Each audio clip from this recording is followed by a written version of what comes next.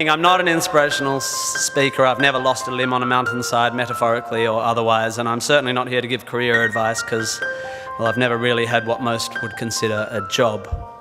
However, I have had large groups of people listening to what I say for quite a few years now, and it's given me an inflated sense of self-importance.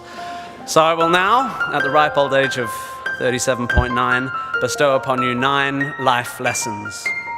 To echo, of course, the 9 lessons of carols of the traditional Christmas service, which is also pretty obscure.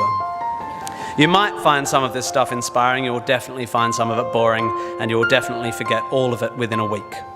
And be warned, there will be lots of hokey similes and obscure aphorisms which start well, but end up making no sense. So listen up or you'll get lost, like a blind man clapping in a pharmacy trying to echolocate the contact lens fluid.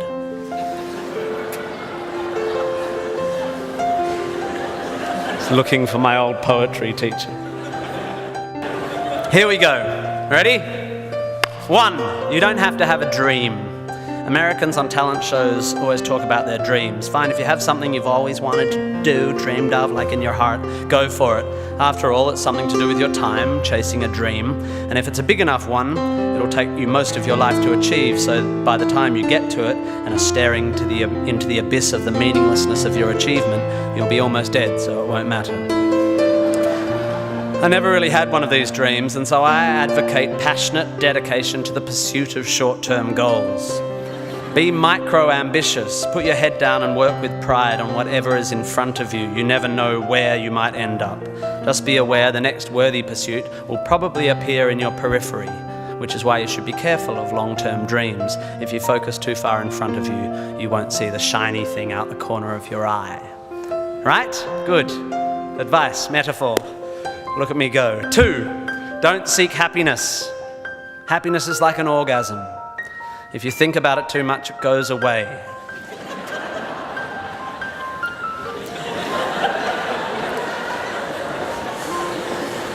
Keep busy and aim to make someone else happy, and you might find you get some as a side effect. We didn't evolve to be constantly content. Contented Homo erectus got eaten before passing on their genes. 3, remember, it's all luck. You are lucky to be here. You are incalculably lucky to be born, and incredibly lucky to be brought up by a nice family that helped you get educated and encouraged you to go to uni. Or if you were born into a horrible family, that's unlucky and you have my sympathy, but you are still lucky. Lucky that you happen to be made of the sort of DNA that went on to make the sort of brain which, when placed in a horrible childhood environment, would make decisions that meant you ended up eventually graduating uni. Well done you for dragging yourself up by your shoelaces, but you were lucky. You didn't create the bit of you that dragged you up. They're not even your shoelaces. I suppose I worked hard to achieve whatever dubious achievements I've achieved, but I didn't make the bit of me that works hard. And any more than I made the bit of me that ate too many burgers instead of attending lectures when I was here at UWA. Understanding that you can't truly take credit for your successes, nor truly blame others for their failures, will humble you and make you more compassionate. Empathy is intuitive, but is also something you can work on intellectually. 4, exercise. I'm sorry, you pasty, pale, smoking philosophy grads, arching your eyebrows into a Cartesian curve as you watch the human movement mob winding their way through the miniature traffic cones of their existence. You are wrong and they are right. Well, you're half right. You think, therefore you are, but also you jog, therefore you sleep, therefore you're not overwhelmed by existential angst. You can't be can't, and you don't want to be. Play a sport, do yoga, pump iron, run, whatever, but take care of your body. You're going to need it. Most of you mob are going to live to nearly 100, and even the poorest of you will achieve a level of wealth that most humans throughout history could not have dreamed of. And this long, luxurious life ahead of you is going to make you depressed. But don't despair. There is an inverse correlation between depression and exercise. Do it. Run, my beautiful intellectuals, run. 5, be hard on your opinions. A famous bon mot asserts that opinions are like arseholes, and that everyone has one. There is great wisdom in this, but I would add that opinions differ significantly from arseholes, and that yours should be constantly and thoroughly examined.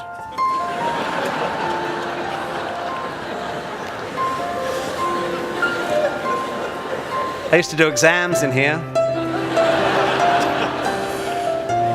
It's revenge. We must think critically and not just about the ideas of others. Be hard on your beliefs. Take them out onto the veranda and hit them with a cricket bat. Be intellectually rigorous. Identify your biases, your prejudices, your privileges. Most of society's arguments are kept alive by a failure to acknowledge nuance. We tend to generate false dichotomies and then try to argue one point using two entirely different sets of assumptions, like two tennis players trying to win a match by hitting beautifully executed shots from either end of separate tennis courts. By the way, while I have science and arts graduates in front of me, please don't make the mistake of thinking the arts and sciences are at odds with one another.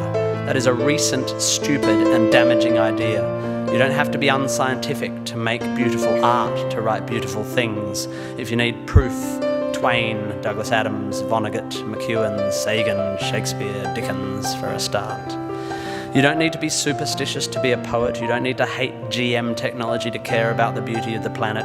You don't have to claim a soul to promote compassion. Science is not a body of knowledge nor a belief system. It is just a term which describes humankind's incremental acquisition of understanding through observation. Science is awesome. The arts and sciences need to work together to improve how knowledge is communicated.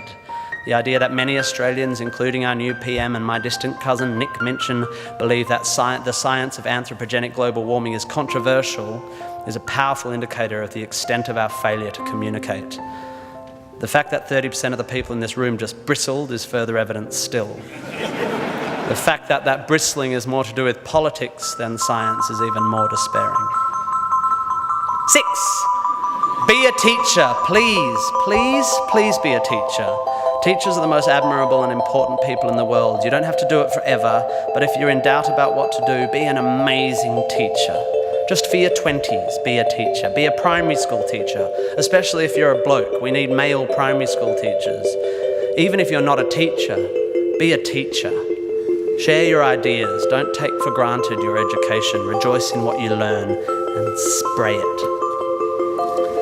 7. Define yourself by what you love. I found myself doing this thing a bit recently where if someone asks me what sort of music I like, I say, well, I don't listen to the radio because pop song lyrics annoy me. Or if someone asks me what food I like, I say, I think truffle oil is overused and slightly obnoxious. And I see it all the time online, people whose idea of being part of a subculture is to hate Coldplay or football or feminists or the Liberal Party. We have a tendency to define ourselves in opposition to stuff. As a comedian, I make my living out of it. But try to also express your passion for things you love. Be demonstrative and generous in your praise of those you admire. Send thank you cards and give standing ovations. Be pro stuff, not just anti stuff. 8. Respect people with less power than you. I have in the past made important decisions about people I work with, agents and producers, big decisions, based largely on how they treat the wait staff in the restaurants we're having the meeting in. I don't care if you're the most powerful cat in the room. I will judge you on how you treat the least powerful. So there. 9, finally, don't rush. You don't need to already know what you're going to do with the rest of your life. I'm not saying sit around smoking cones all day, but also don't panic. Most people I know who were sure of their career path at 20 are having midlife crises now. I said at the beginning of this ramble, which is already 3.5 minutes long, that life is meaningless. It was not a flippant assertion. I think it's absurd, the idea of seeking meaning in the set of circumstances that happens to exist after 13.8 billion years worth of unguided events. Leave it to humans to think the universe has a purpose for them. However, I am no nihilist. I'm not even a cynic. I am actually rather romantic. And here's my idea of romance. You will soon be dead. Life will sometimes seem long and tough, and God, it's tiring.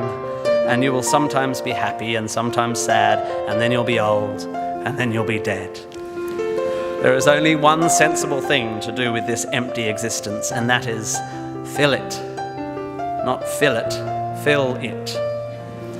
And in my opinion, until I change it, life is best filled by learning as much as you can about as much as you can, taking pride in whatever you're doing, having compassion, sharing ideas, running, being enthusiastic. And then there's love and travel and wine and sex and art and kids and giving and mountain climbing. But you know all that stuff already.